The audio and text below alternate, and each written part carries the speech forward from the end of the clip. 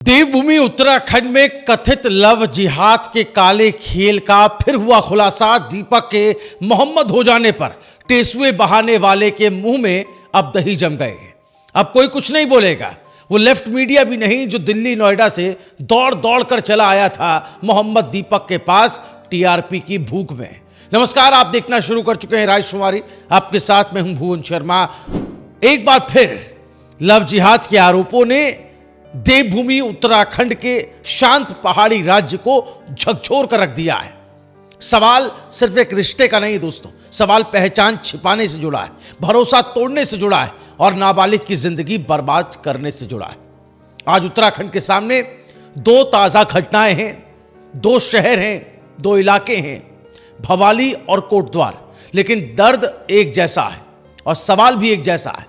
एक तरफ भवाली है जहां अस्पताल की रिपोर्ट ने पूरे सिस्टम को हिलाकर रख दिया है, दूसरी तरफ है कोटद्वार जहां थाने में दी गई शिकायत ने कई चुप्पियों को बेनकाब कर दिया है।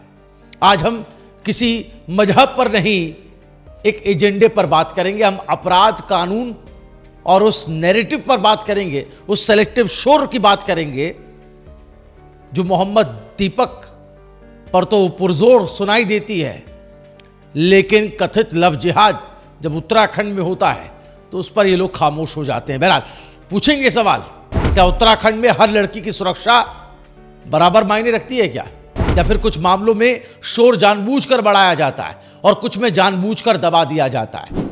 उत्तराखंड के नैनीताल जिले का भवाली, एक नाबालिग किशोरी तेज पेट दर्द के साथ अस्पताल पहुंचती है। डॉक्टर जांच करते हैं और रिपोर्ट एक झटका बन जाती है। किशोरी गर्भवती है, ये रिपोर्ट में पता चलता है। पुलिस के मुताबिक आरोप है कि एक टैक्सी चालक ने अपनी पहचान छिपाकर हिंदू नाम का इस्तेमाल किया, नाबालिग को प्रेम के जाल में फंसाया और फिर उसके साथ शारीरिक संबंध बनाए। आरोपी की पहचान मोहम्मद साहिल, उत्तर प्रदेश के मुरादाबाद का रहने वाला है। पुलिस ने पोक्सो एक्ट, दुष्कर्म और अन्य गंभीर धाराओं में मुकदमा दर्ज कर आरोपी को गिरफ्तार किया, जेल भेज दिया गया। भवाली की सड़कों पर गुस्सा उतरा, कोतवाली का घिरा हुआ बाजार बंद हुए। लोगों की एक ही मांग थी, सख्त से सख्त सजा। लेकिन भवाली से सिर्फ एक दिन पहले कोटद्वार में भी एक लड़की थाने पहुंची थी, उसने भी शिकायत दी। एक युवक का नाम उस्मान उसे लगातार परेशान कर रहा था। बाजार जाते समय हाथ पकड़ना, गाली गलौज, फोन और मैसेज से उत्पीड़न हो रहा था। पुलिस ने कार्रवाई की, आरोपी को गिरफ्तार कर जेल भेज दिया गया। अब सवाल तो यह है कि आरोपी कौन है। सवाल यह भी है कि शोर कहां है। जब इसी कोटद्वार से मोहम्मद दीपक का मामला आया तो कैमरे दौड़ पड़े, लेकिन जब लड़कियां थाने पहुंची, जब आरोपी जेल गए, जब कथित लव जिहाद के आरोप लगे, एक एजेंडा की बात आई, तो यही मीडिया जो मोहम्मद दीपक पर तो काफी शोर मचा रहा था, यहां खामोश हो गया है। भवाली में एक नाबालिग की जिंदगी हमेशा के लिए बदल गई दोस्तों। उसके सपने, उसकी पढ़ाई, उसका भविष्य, सब कुछ एक झूठी पहचान, झूठे भरोसे की भेंट चढ़ गया। कानून कहता है कि नाबालिग की सहमति का कोई मतलब नहीं होता, कानून साफ है और इसीलिए पुलिस ने पोक्सो और रेप जैसी गंभीर धाराओं में मुकदमा दर्ज किया है।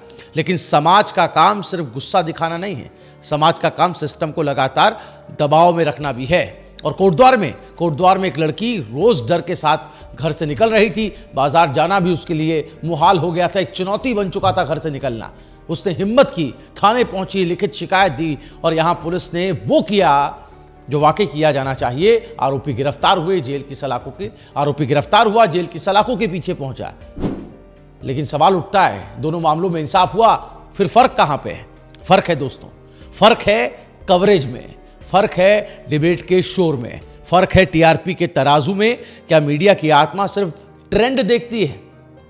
जब नाम बदलने का मामला आया, मोहम्मद दीपक वाला मामला हम कह रहे हैं, कोटद्वार का की जो बाबा नाम की दुकान थी, तब कैमरे कोटद्वार की गलियों में डेरा डाले हुए थे। हर चैनल पर ब्रेकिंग चल रही थी, लाइव डिबेट हो रही थी।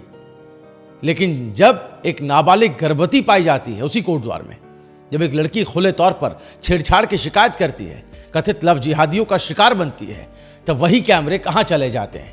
क्या इसीलिए कि यहां नैरेटिव रेडीमेड नहीं है, आपके एजेंडे को सूट नहीं करता है? भवाली में संगठनों ने सड़क पर उतरकर अपनी नाराजगी जताई। कोतवाली को घेरा, बाजार बंद हुए। लेकिन सवाल यह है कि क्या हर बार न्याय के लिए सड़क पर उतरना पड़ेगा?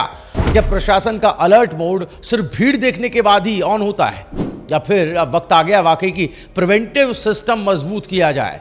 पहले निगरानी, फिर वेरिफिकेशन, पहले सख्ती।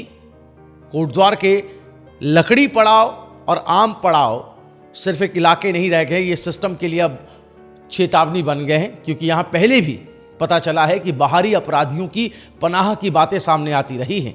अब पुलिस कह रही है कि हम अलर्ट हैं, नजर रखी जा रही है। अगर आप चाहते हैं वाकई कि जो सवाल हमने उठाया इस वीडियो के जरिए ये दबे नहीं, ये गुम ना हो जाए, अगर आप चाहते हैं कि कानून सबके लिए बराबर चले, तो एक ही रिक्वेस्ट है आपसे, वीडियो को लाइक कीजिए, शेयर कीजिए, नीचे कमेंट में अपनी राय लिखकर खुलकर हमें बताइए आप क्या सोचते हैं। और ऐसे ही बेबाक खबरों के लिए, सवालों के लिए हमारे चैनल रायशुमारी को सब्सक्राइब करें। नमस्कार।